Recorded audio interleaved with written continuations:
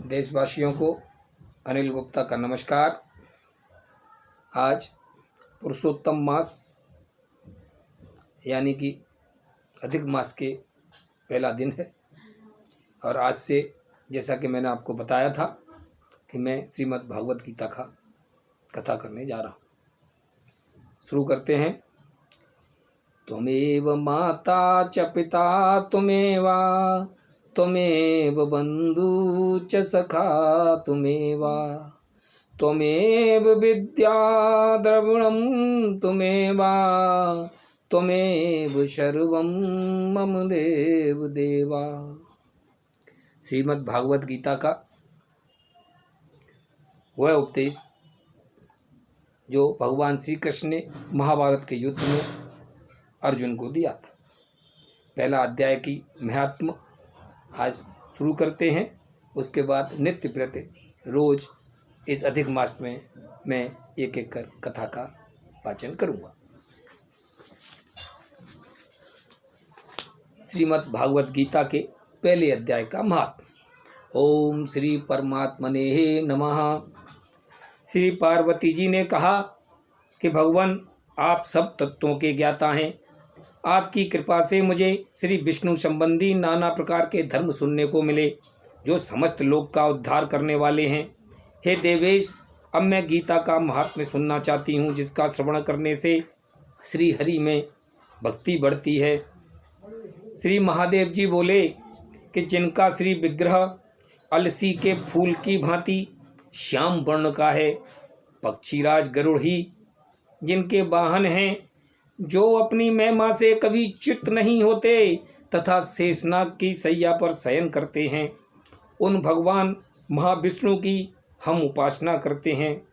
एक समय की बात है, मूर्धदैत्य के नाशक भगवान विष्णु शेषनाग के रमणीय आसन पर सुखपूर्वक विराजमान थे। उस समय समस्त लोकों में आनंद देने वाली भगवती लक्ष्मी जी ने आदरपूर्वक प्रश्न किया।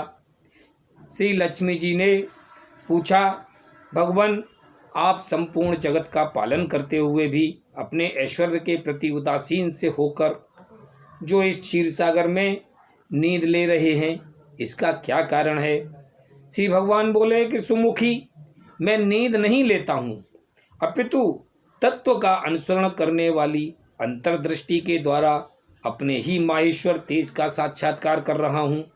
देवी, यह वही तेज है जिसका योगी पुरुष कुशाग्र बुद्धि के द्वारा अपने अंतःकरण में दर्शन करते हैं तथा जिसे मीमांसक विद्वान वेदों का सार तत्व निश्चित करते हैं। वह माहेश्वर तेज एक अजर प्रकाश स्वरूप आत्मरूप रोग शोक से रहित अखंड आनंद का पुंज निष्पंद निरीय तथा द्वैत रहित है। इस जगत का जीवन उसी के अधीन है, मैं उसी का अनुभव करता हूँ। देवेश्वरी, यही कारण है कि मैं तुम्हें नींद लेता सा ही प्रतीत होता हूँ। श्री लक्ष्मी जी ने कहा कि हे ऋषिकेश, आप ही योगी पुरुषों के ध्येय हैं। आपके अतिरिक्त भी कोई ध्यान करने योग्य तत्व है, यह जानकर मुझे बड़ा कुतूहल हो रहा है। इस चराचर जगत की सृष्टि और संहार करने वाले स्वयं आप ही हैं। आप सर्व समर्थ हैं। इस प्रकार की स्थिति में होकर भी यदि आप उस परम तत्व से भिन्न हैं तो मुझे उसका बोध कराइए। श्री भगवान बोले कि हे प्रिय, आत्मा का स्वरूप द्वैत और अद्वैत से पृथक, भाव और अभाव से मुक्त तथा आदि और अंत से रहित है। शुद्ध ज्ञान से प्रकाश से उपलब्ध होने वाला तथा परमानंद स्वरूप होने के कारण एकमात्र सुंदर है। वही मेरा ईश्वरीय रूप है। आत्मा का एकत्व ही सबके द्वारा जानने योग्य है। गीता शास्त्र में इसी का प्रतिपादन हुआ है।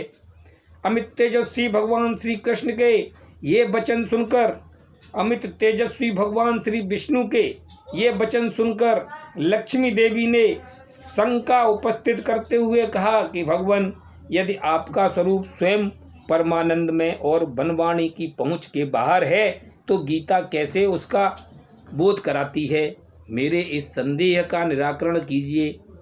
श्री भगवान बोले कि सुंदरी सुनो, मैं गीता में अपनी स्थिति का वर्णन करता हूँ। क्रमशः 5 अध्यायों को तुम 5 मुख जानो, 10 अध्यायों को 10 भुजाएं समझो तथा 1 अध्याय को उदर और 2 अध्यायों को दोनों चरण कमल जानो। इस प्रकार यह 18 अध्यायों की बाणमयी ईश्वरी मूर्ति ही समझनी चाहिए। यह ज्ञान मात्र से ही महान पातकों का नाश करने वाली है। जो उत्तम बुद्धि वाला पुरुष गीता के 1 या आधे अध्याय का अथवा 1 आधे या चौथाई श्लोक का भी प्रतिदिन अभ्यास करता है, वह सुशर्मा के समान मुक्त हो जाता है। श्री लक्ष्मी जी ने पूछा कि हे देव, सुशर्मा कौन थे, किस जाति का था और किस कारण से उसकी मुक्ति हुई? श्री भगवान बोले कि प्रिय, सुशर्मा बड़ी खोटी बुद्धि का मनुष्य था। पापियों का तो वह शिरोमणि ही था। उसका जन्म वैदिक ज्ञान से शून्य एवं क्रूरतापूर्ण कर्म करने वाले ब्राह्मणों के कुल में हुआ था। वह न ध्यान करता था, न जप, न होम करता था, न अतिथियों का सत्कार करता था। वह लंपट होने के कारण सदा विषयों के सेवन में ही आसक्त रहता था। हल जोतता और पत्ते बेचकर जीविका चलाता था। उसे मदरा पीने का व्यसन था तथा वह मांस भी खाया करता था। इस प्रकार उसने अपने जीवन का दीर्घ काल व्यतीत कर दिया। एक दिन मूढ़ बुद्धि सुशर्मा पत्ते लाने के लिए किसी ऋषि की वाटिका में घूम रहा था। इसी बीच में काल रूपधारी काले सांप ने उसे डस लिया। सुशर्मा की मृत्यु हो गई। तदनंतर वह अनेक नरकों में जा वहाँ की यातनाएं भोगकर मृत्युलोक में लौट आया और वहाँ बोझ ढोने वाला बैल हुआ। उस समय किसी पंगु ने अपने जीवन को आराम से व्यतीत करने के लिए उसे खरीद लिया।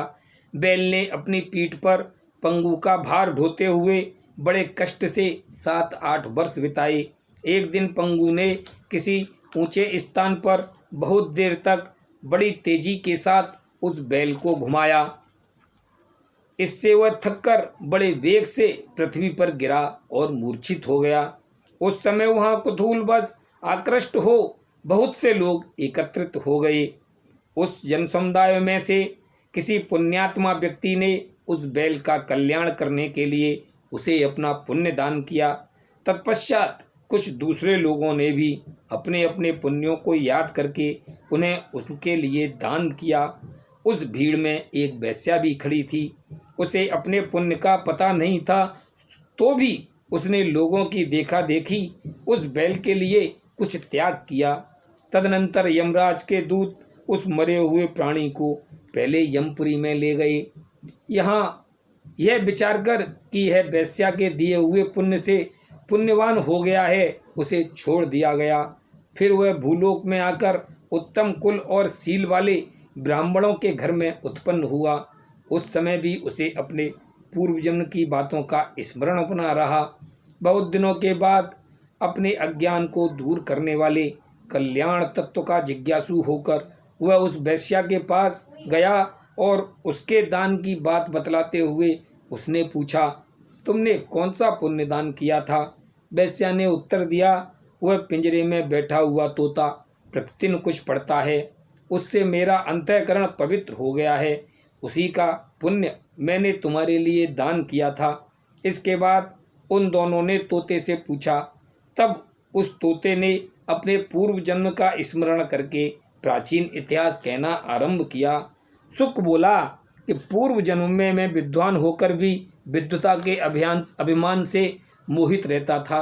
मेरा राग द्वेष इतना बढ़ गया था कि मैं गुणवान विद्वानों के प्रति भी ईर्ष्या भाव रखने लगा।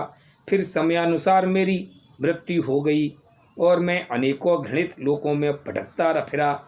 उसके बाद इस लोक में आया।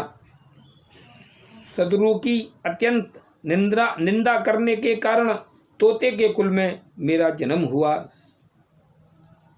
पापी होने के कारण छोटी अवस्था में ही मेरा माता पिता से वियोग हो गया। एक दिन मैं ग्रीष्म ऋतु में तपे हुए मार्ग पर पड़ा था। वहाँ से कुछ श्रेष्ठ मुनि मुझे उठा लाए और महात्माओं के आश्रय में आश्रम के भीतर एक पिंजरे में उन्होंने मुझे डाल दिया। वहीं मुझे पढ़ाया गया। ऋषियों के बालक बड़े आदर के साथ गीता के प्रथम अध्याय की आवृत्ति करते थे। उन्हीं से सुनकर मैं भी बारंबार पाठ करने लगा। इसी बीच में एक चोरी करने वाले बहेलिये ने मुझे वहाँ से चुरा लिया। तत्पश्चात इस देवी ने मुझे खरीद लिया। यही मेरा वृत्तांत है, जिसे मैंने आप लोगों से बता दिया। पूर्व काल में मैंने इस प्रथम अध्याय का अभ्यास किया था, जिससे मैंने अपने पाप को दूर किया है। फिर उसी से इस वैश्या का भी अंतःकरण शुद्ध हुआ है और उसी के पुण्य से ये द्विज श्रेष्ठ सुकर्मा भी पाप मुक्त हुए हैं। इस प्रकार परस्पर वार्तालाप और गीता के प्रथम अध्याय के महात्म्य की प्रशंसा करके वे तीनों निरंतर अपने अपने घर पर गीता का अभ्यास करने लगे। फिर ज्ञान प्राप्त करके वे मुक्त हो गए। इसीलिए जो गीता के प्रथम अध्याय को पढ़ता, सुनता तथा अभ्यास करता है, उसे इस भवसागर को पार करने में कोई कठिनाई नहीं होती। बोलो श्री कृष्ण भगवान की जय। बोलो श्रीमद् भागवत गीता की जय।